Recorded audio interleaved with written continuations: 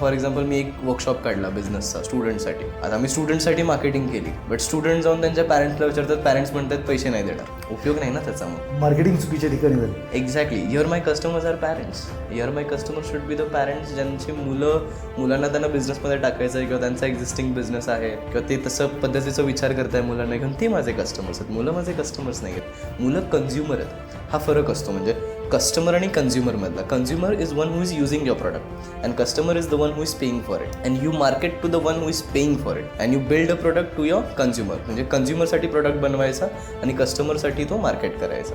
म्हणजे जसं की शाळा, मी माझ्या मुलाची फी भरतोय.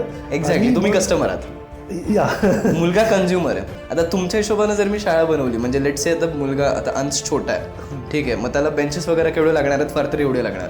मग मी तुमच्यासाठी असे मोठे बेंचेस आणून ठेवणार आहे का ज्याच्यामध्ये तुम्ही बसू शकाल? अर्थ नाही ना त्या गोष्टीला.